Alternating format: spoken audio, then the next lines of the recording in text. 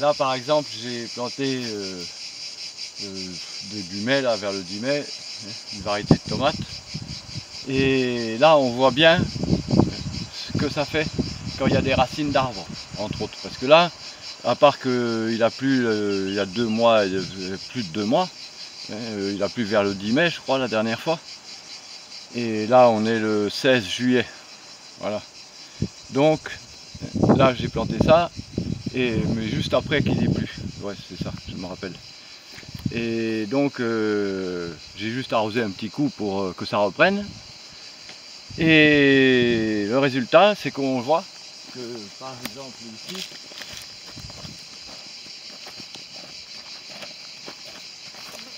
en fait comme il y a la haie de cyprès là, eh bien j'ai fait une tranchée là pour couper les racines des cyprès.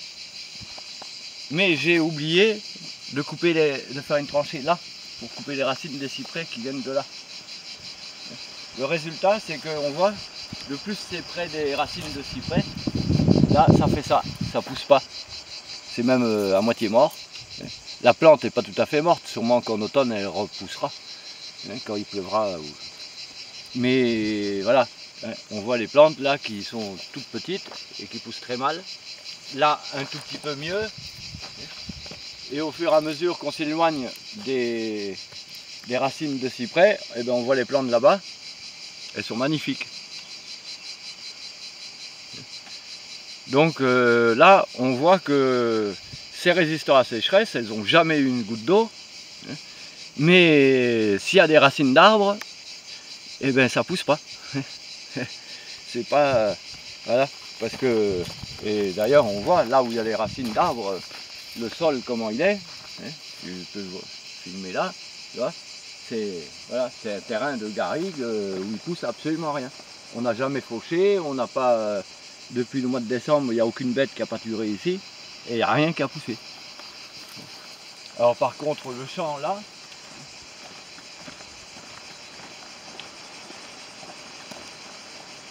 voilà, tout le champ était aussi exactement comme ça. Depuis le mois de décembre, on a enlevé les bêtes et on a commencé à préparer le terrain au mois d'avril, mai, pour planter. Mais voilà, le sol, sinon, c'est comme ça, il n'y a quasiment rien. C'est même pas la peine d'essayer de faire du fourrage, par exemple, du foin. Il n'y a rien à faucher, il n'y a quasiment rien qui pousse. Et donc, là par contre, j'ai quand même fait une tranchée le long pour couper les racines des cyprès. Et là, bon, on a planté vers le 15 juin, je pense, ouais. Parce que la première partie, là, les tomates des Andes et quelques poivrons, on a planté le 15 juin. Et depuis, évidemment, on n'a jamais rien arrosé. Parce que même, c'est pas qu'on veuille pas, mais c'est qu'on n'a pas assez d'eau. Donc là, comme c'était très tard et que le sol était déjà complètement sec, et ben, ça a du mal à pousser. Mais bon, les plantes se portent bien quand même, hein. Mais ça a du mal à pousser. Et par contre, ce qui est là-bas, on a planté plus tôt.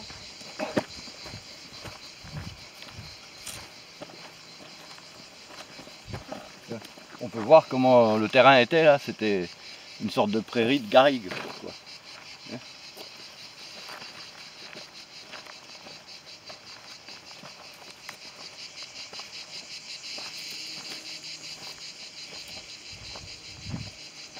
Voilà.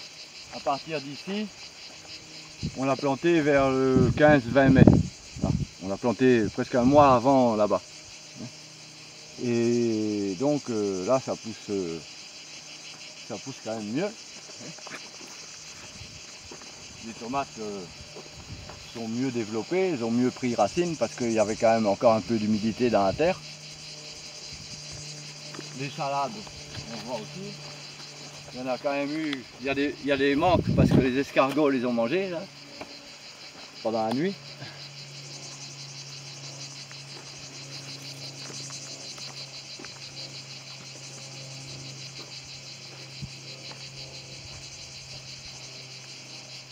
Voilà.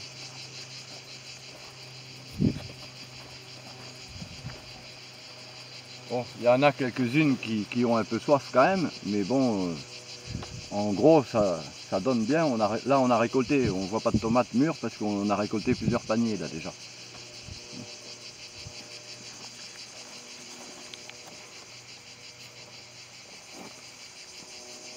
Non, il y en a quand même. Hein. Qu'on a oublié.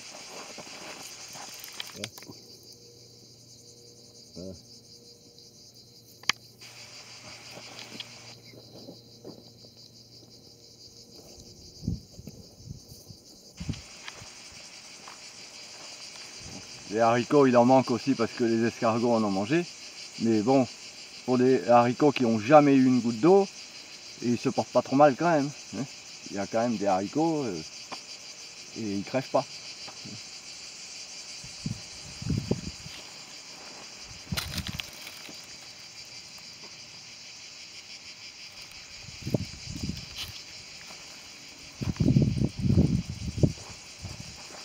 Là, c'est des salades qu'on a plantées une dizaine de jours avant, début mai. Là aussi. Et qui commencent à monter, à faire des graines. Enfin, pas à faire des graines, des fleurs. Mais là, on voit qu'elles se portent bien. Elles ne souffrent pas de la sécheresse. Il y avait des magnifiques salades. Voilà. Donc là, on peut constater que sans une goutte d'eau, en pleine canicule, et bien, même les salades, ça pousse.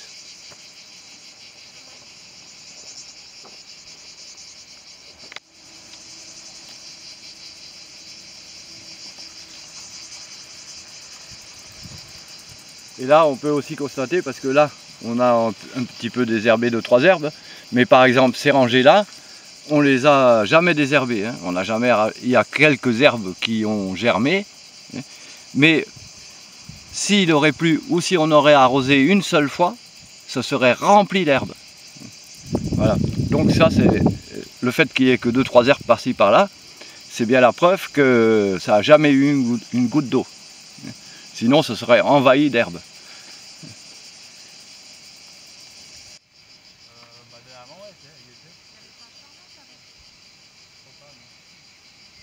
Des feuilles qui sèchent aussi, parce qu'il commence à y avoir des araignées rouges. Comme je l'ai expliqué l'année passée, qui sont des sortes de vampires qui sucent la sève des feuilles et elles vont surtout sur les plantes qui ont déjà soif.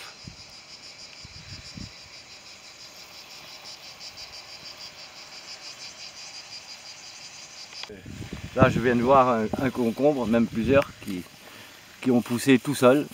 Ça a germé au printemps, dans le talus. Voilà.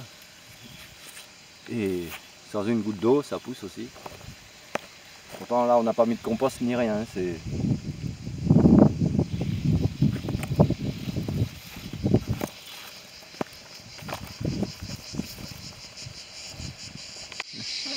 on regarde le champ et on voit qu'il y a des endroits où les plantes sont plus grandes et plus vertes. À 2-3 endroits, comme là-bas, dans le coin là-bas au fond, hein, et que sinon les plantes sont toutes petites. Mais là, c'est parce que justement, en fait, on a planté vers le 20 juin, là, la terre était déjà complètement sèche, sauf là où on voit des taches vertes où les plantes ont poussé beaucoup plus. C'est parce que j'avais posé des tas de compost à cet endroit-là. Et du coup, la terre avait beaucoup moins séché sous les tas de compost. Et du coup, ça a quand même mieux poussé là, aux quelques endroits où j'avais posé des tas de compost. Voilà. Et sinon, là où il n'y en avait pas, eh bien, la terre était déjà complètement desséchée. Et ça pousse pas quoi. Parce que quand on veut faire pousser sans jamais arroser du tout, il faut mieux planter au mois de mai. Quand on plante au mois de juin, la terre est déjà trop sèche.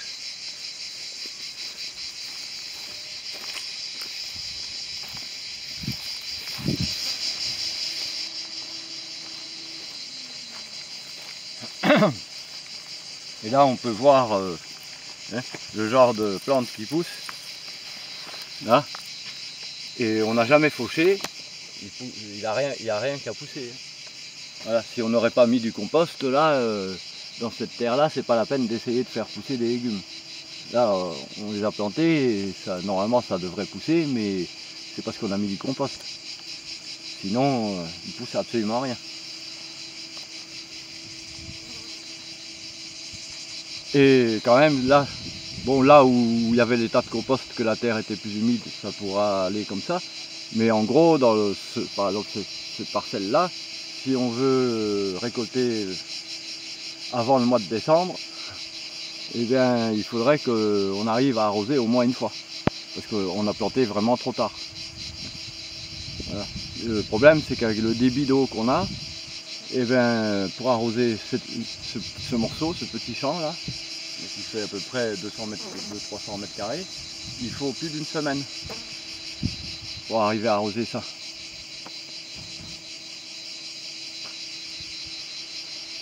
C'est d'ailleurs pour ça aussi qu'on a mis presque 3 mois à planter, parce qu'on n'avait même pas assez d'eau pour arroser chaque fois au pied de chaque plante qu'on replantait.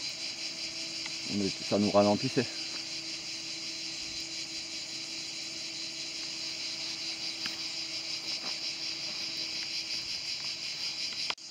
Oui, alors là c'est les aubergines et ben, c'est étonnant mais elles poussent quand même pas trop mal.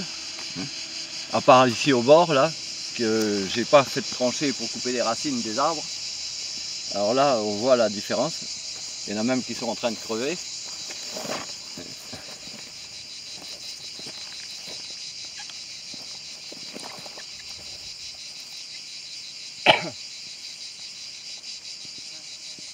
Voilà. Et ça c'est les aubergines baguettes, une des préférées de Rachel.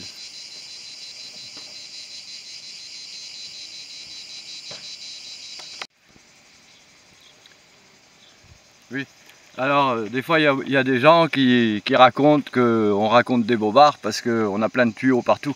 Alors évidemment on a plein de tuyaux partout pour essayer d'avoir plus facile pour arroser quand on repique.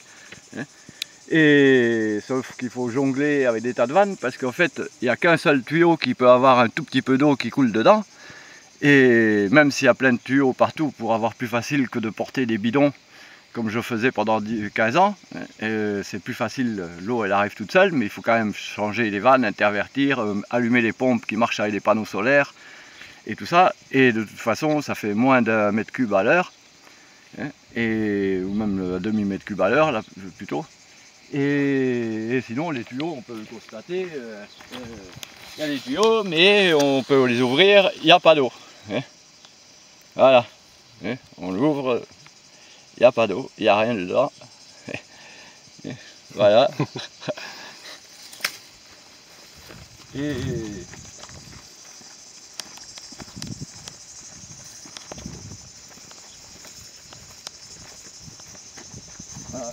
celui-là, c'est un tuyau que là il y a un peu d'eau dedans parce que je pompe avec la pompe solaire pour arroser au moins une fois là une variété, qu'elle soit au moins arrosée une fois dans l'été. Voilà, ça coule comme ça, mais si par exemple on voudrait arroser une plante là, on peut constater que ça arrose pas beaucoup. Enfin, ça peut paraître beaucoup, mais quand il y a des hectares, si on le met par exemple ça dans un seau, il faut attendre plusieurs minutes avant, bien 5 bonnes minutes avant que le seau soit rempli. Parce que là, la terre, quand elle est sèche comme ça, elle est étanche en fait. Ça pénètre pas dedans.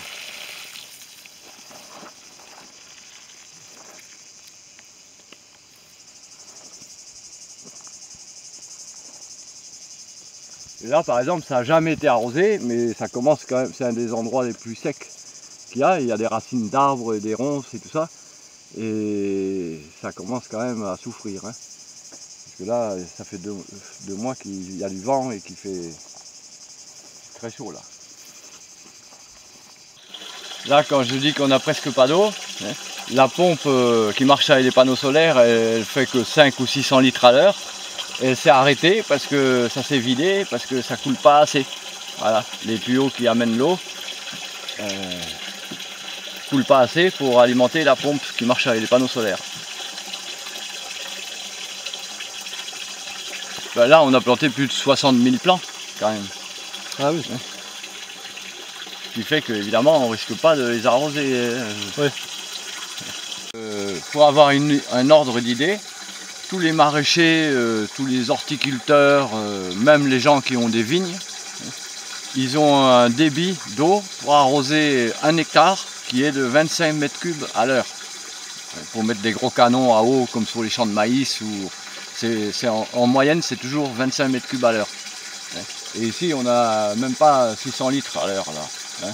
Alors, et on a 3 hectares. Alors, si on calcule, ça fait à peu près qu'on a 75 fois moins d'eau qu'un maraîcher normal. Voilà.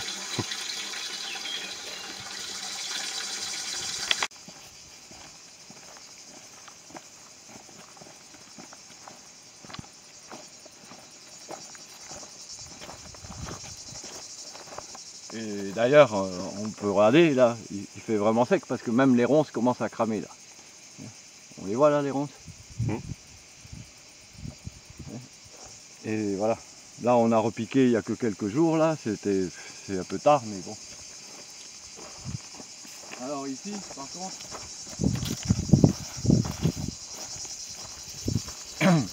là en fait, avec le débit d'eau qu'il y a, j'ai passé 3 jours pour arroser ce petit morceau là qui fait 15 mètres sur 4 avec des salades. Mais ça, c'est des salades d'une variété que c'est la première année qu'on les fait parce que c'est Rachel qui voulait absolument avoir cette variété ancienne de salade. Et donc elle a pris un des petits semenciers en bio, mais qui conserve des variétés depuis très longtemps, des variétés anciennes. Mais bon, eh bien, le résultat c'est qu'elles ne sont pas adaptées, il n'y a jamais eu de travail fait sur la résistance aux maladies ou à la sécheresse ou ça, parce que là, jusqu'il y a 3 jours, eh ben, il y a 3 jours j'ai passé, enfin depuis 5 jours avant, j'ai passé plus de 2 jours et 2 nuits à les arroser là. Mais sinon là, eh ben, elles étaient toutes en train de crever carrément. D'ailleurs il y en a la moitié qui sont carrément mortes. Comme on peut le voir là. Elles sont carrément mortes. Et l'autre moitié était carrément en train de crever, comme ça ou comme ça. Donc j'ai été obligé quand même de les arroser au moins une fois dans la saison, quoi. Voilà. Alors que sur le même terrain ici, que c'est un des terrains les plus secs de tous, que c'est vraiment la garrigue, on a une variété que je travaille dessus depuis plus de 30 ans.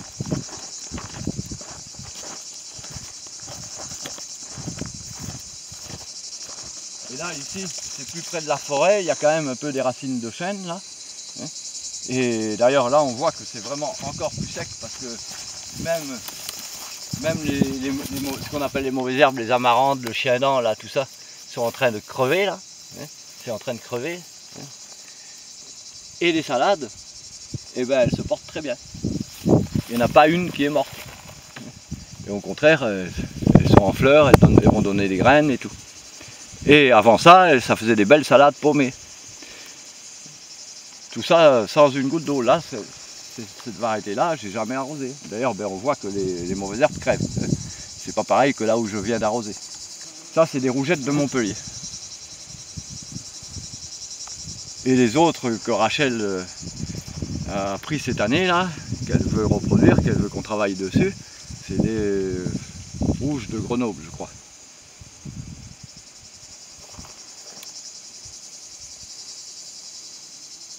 En tout cas, là, je suis quand même fier de moi parce que je constate moi-même le résultat du travail que je fais depuis des années, quoi.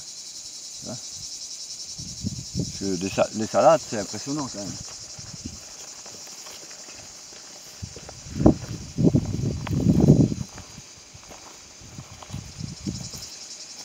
Et ça, c'est le champ de Grégory Altaï.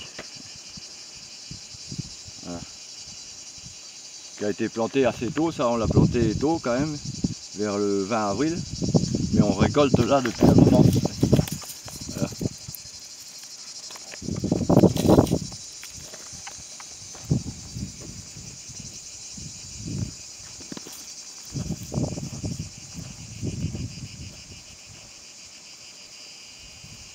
Ça c'est un des terrains aussi les plus secs de tout, c'est un vrai terrain de garrigue, où il n'y a même pas 4 ou 5 cm de terre, ou 10 cm, mais que des rochers et des dalles de cailloux là. Et le truc c'est que là, eh bien, on n'a pas mis de compost à part un endroit au milieu, là, un tout petit peu, que j'avais posé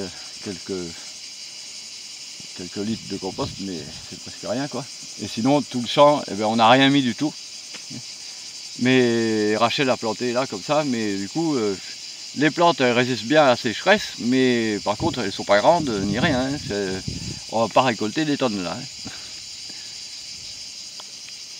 Les salades par contre, ça va plus ou moins.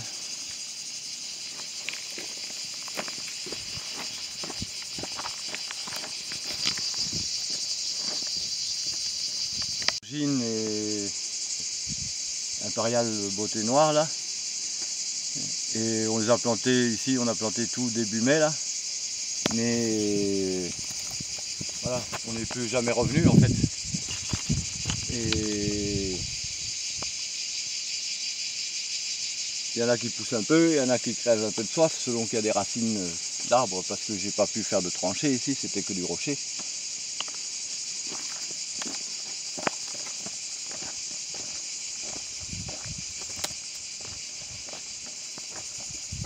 Voilà. Et là c'est des melons. Et mine de rien quand même, les melons, ils n'ont jamais eu une goutte d'eau. Pour le moment ils se portent bien. Voilà. On voit le tuyau, mais le tuyau c'est le tuyau qui a servi pour les arroser quand on a repiqué. Voilà. Dans lequel il n'y a pas d'eau.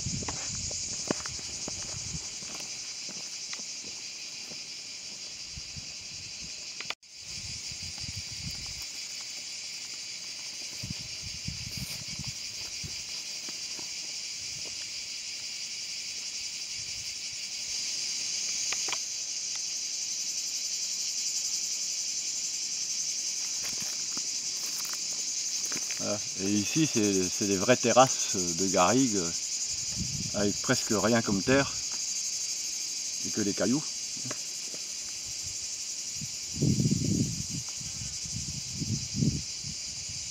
Et c'est la première année qu'on les cultive hein, d'ailleurs.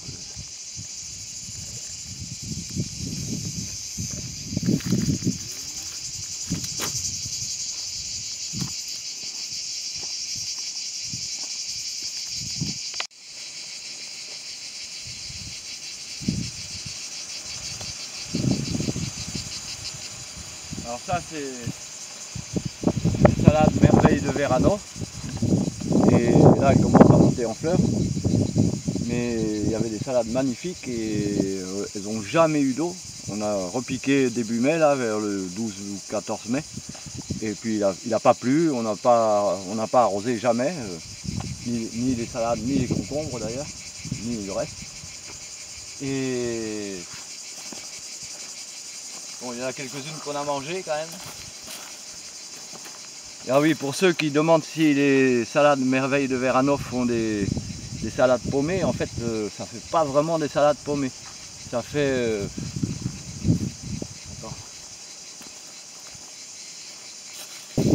ça fait des sortes de gros cornets, mais qui sont comme si c'était une pomme, mais ça revient pas en pomme comme ça.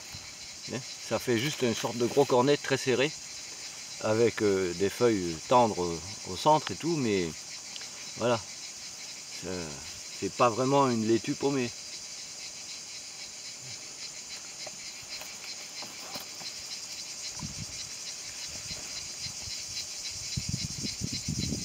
Ça c'est des salades aussi merveilles de Verano, mais comme on les a repiquées vers le 20 juin ou 15 juin, et que c'était un peu tard, là on a quand même, pas tous d'ailleurs parce qu'on n'est pas arrivé, mais une partie on a arrosé une fois. Enfin, et en partie seulement. Hein. On a essayé d'arroser une fois. Mais c'est le seul truc là dans le coin qu'on a essayé d'arroser une fois. Et encore, là, on n'est pas arrivé. Là, la dernière rangée, elle n'a jamais été arrosée.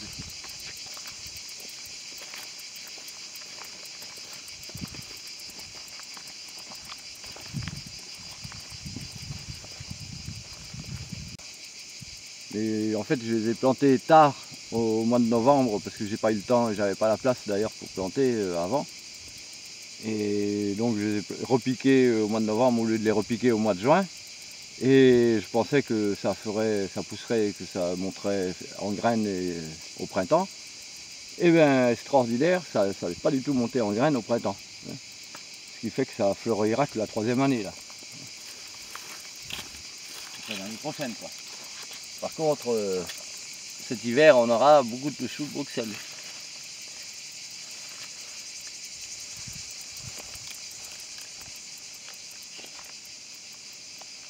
Les courges et les potirons, quand ils sont au soleil, c'est normal que les feuilles fanent comme ça, parce qu'ils le font exprès pour évaporer moins d'eau. Mais dès qu'il y a un peu d'ombre ou que c'est le soir qui revient, d'ailleurs on voit ceux qui sont à l'ombre là, et bien hop, une demi-heure après, ils ont les feuilles normales de nouveau. Alors que ce matin, ils étaient au soleil.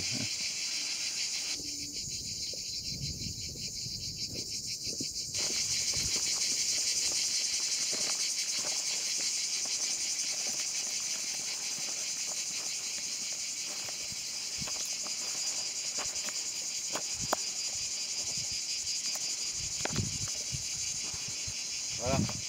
Ici, c'est les courgettes petites grises âgées. On en a récolté plein pour manger pendant un moment et puis on a laissé pour mûrir pour les graines.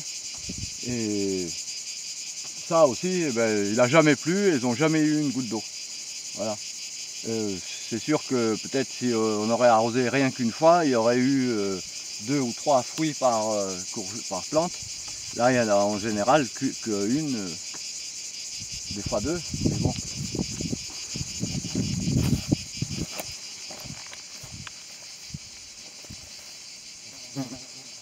Ah ben, il y en a qui, malgré tout, arrivent encore à en faire des nouvelles. Hein. Sans une goutte d'eau, c'est pas trop mal quand même. Hein.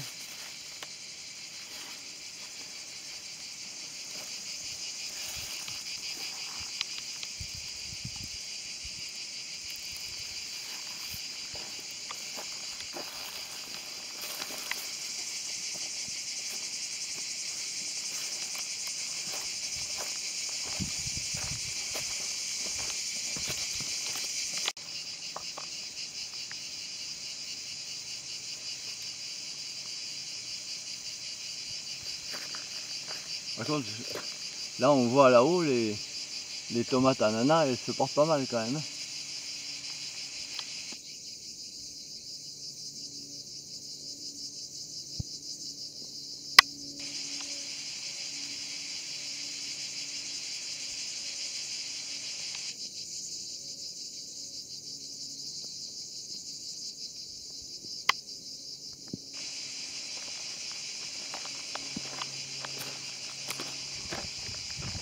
Là, il doit y avoir des araignées rouges.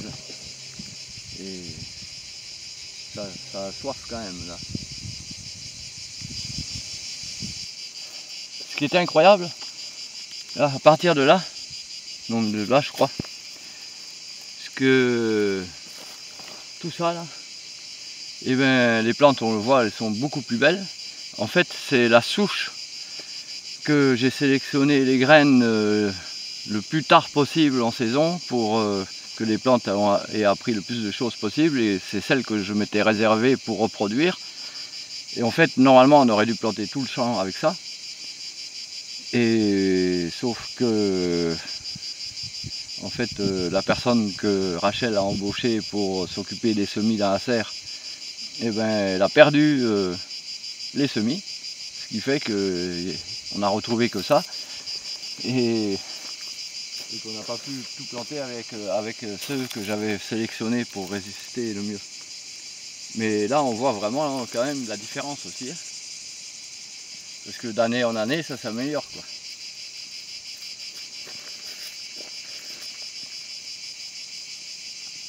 Pourtant là il y a aussi des arbres, hein.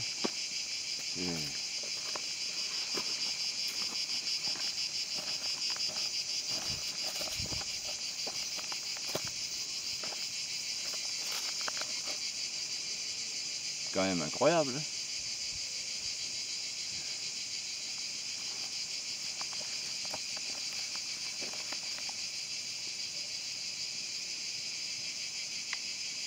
Alors en fait il y a aussi une autre explication, il n'y a sûrement pas que le fait que ce soit là-bas les qui sont 10 fois plus belles, la souche que je m'étais réservée pour reproduire, des plus résistantes.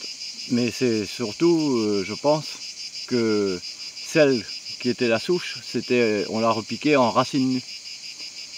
Alors que tous les autres, là, c'était dans des petits godets, comme les plants pour vendre. Et je pense que ça vient surtout de ça, la différence, en fait. Parce que sinon, c'est quand même, parce que comme je reproduis chaque année, qu'il y ait tant de différence, ce serait vraiment étonnant. Je pense que la vraie différence, c'est que ceux là-bas au fond, c'est les racines nues, et ça, c'est en godet. Et du coup, sûrement que les plantes qui sont en godet, elles ont l'habitude de faire des racines qui tournent en rond et se développent moins bien que celles qui sont en racines nues. Je pense que c'est surtout ça l'explication.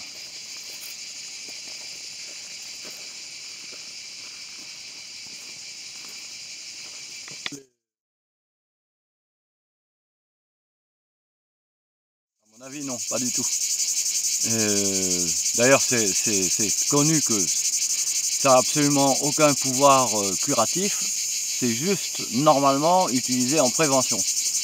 Alors après, peut-être sur les plantes très maladives et tout, qui sont très sujettes au milieu ou quoi, peut-être que si on veut prévenir, ça peut, comme sur les vignes, c'est possible. Mais de toute façon, le problème c'est que la plupart des gens s'imaginent qu'il y a du mildiou alors qu'il n'y en a pas. Par exemple, là en été, quand il fait plus que 30 à l'ombre, eh ben, c'est absolument impossible qu'il y ait du mildiou parce que quand il fait plus de 28 degrés à l'ombre, le mildiou, normalement, ça le met dans le coma, ça le tue plus ou moins, et il ne peut absolument pas se développer. C'est seulement en automne, quand il commence à faire entre 10 et 25 degrés, que là, et qu'il pleut tout le temps, que là, le mildiou peut se développer, et que ça dépend de la résistance des plantes, et du milieu dans lequel on les cultive aussi. Mais la bouillie bordelaise, c'est pas conseillé du tout. En tout cas, il y a eu des analyses de fait. Et par exemple, le système immunitaire des plantes, eh ben, en fait, ce sont les vitamines, les antioxydants, les polyphénols, qui sont d'ailleurs très intéressants pour nous, pour notre santé. Mais c'est ça qui sert de système immunitaire aux plantes.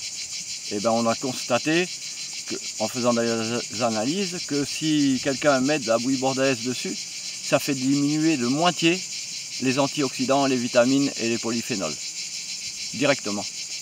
Donc en fait, on supprime le système immunitaire des plantes en mettant de la bouillie bordelaise dessus. Voilà, ça c'est un constat.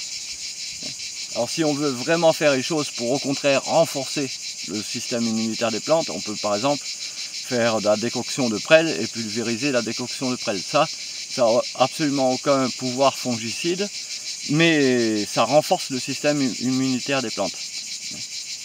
Voilà, encore plus que ce qu'elles sont déjà.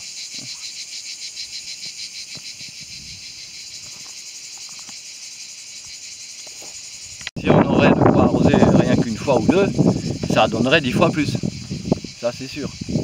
Parce que, ah oui, il y a beaucoup de gens qui s'imaginent que je dis qu'il ne faut pas arroser. Moi, j'ai jamais dit qu'il ne faut pas arroser. Je dis qu'on n'arrose pas parce qu'on n'a pas d'eau, ou quasiment pas d'eau. On ne peut pas arroser 3 hectares de plantés en légumes avec 1 mètre cube à l'heure. Hein. C'est absolument impossible. On peut arroser 1000 mètres carrés avec ça, mais pas 3 hectares.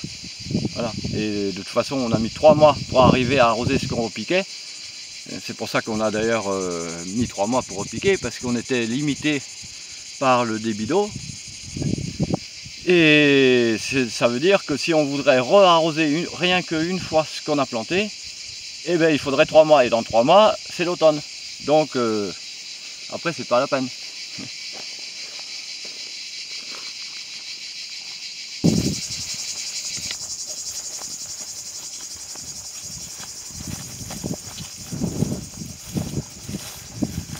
Tiens, je vais vous montrer les oignons.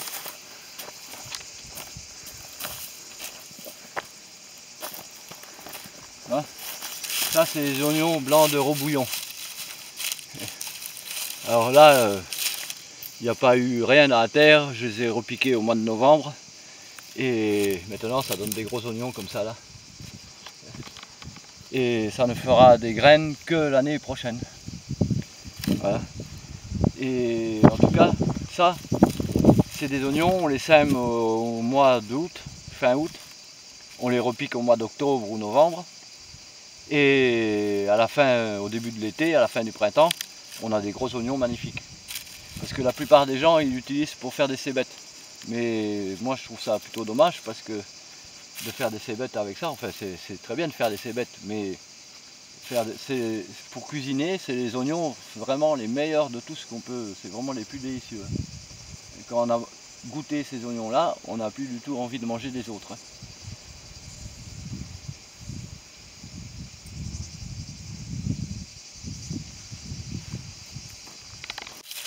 Ah, c'est beau, ouais.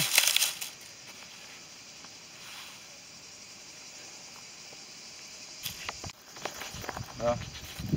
Et ici, c'est des oignons qui en fait ont 1 an de plus que ceux qu'on, c'est la même variété. Ils ont 1 an de plus que ceux qu'on a vus en bas. Je les ai repiqués l'année d'avant. Et malgré ça, eh ben, il y en a une partie qui n'est même pas montée en graines et qui ont fait simplement des oignons encore plus gros. Voilà. Voilà.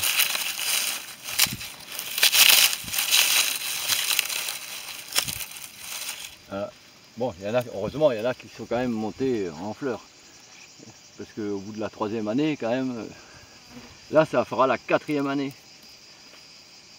C'est vraiment une variété d'oignons spéciale, ça.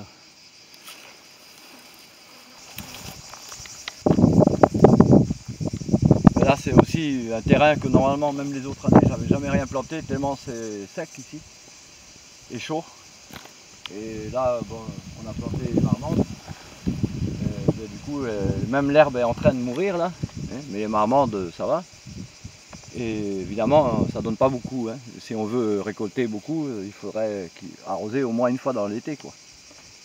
Mais là, on n'y est pas encore arrivé à avoir assez d'eau pour arroser.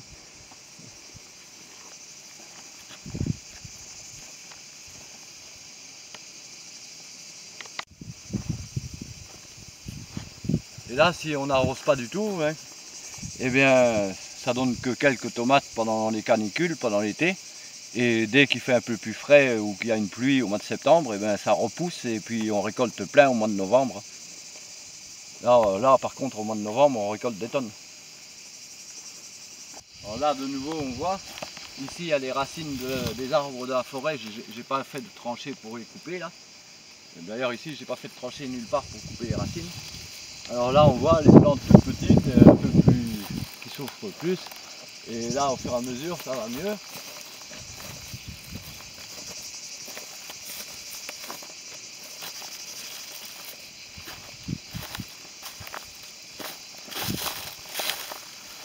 Et là, par contre, ça fait 1 mois que ces plantes-là sont comme ça, parce qu'en fait, là maintenant, je suis revenu quand même avec la mini-pelle faire une tranchée là pour couper les racines de tous les arbres qui sont là, parce qu'il y a plein de racines.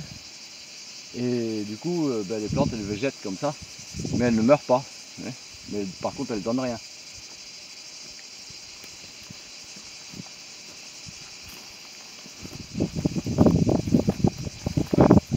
Il y en a bien une ou deux qui sont pas loin d'être mortes, hein, quand même.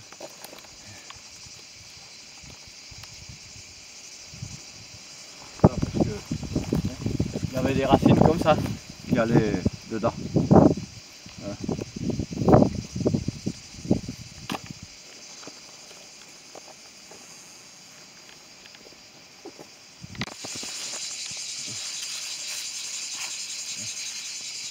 Il y en a qui cuisent un peu au soleil, mais bon.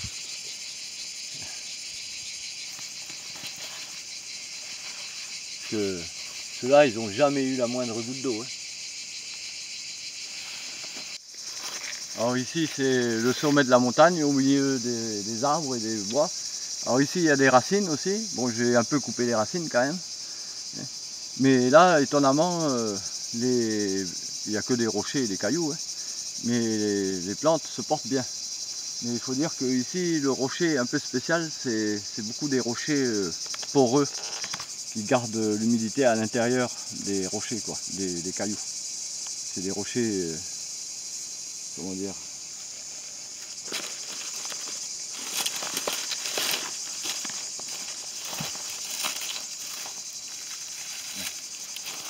c'est des rochers comme ça, plein de, comme du gruyère. Et à mon avis, ça garde mieux l'eau à l'intérieur. Et c'est comme ça que les plantes le reprennent à l'intérieur. Voilà, ça doit faire une petite réserve.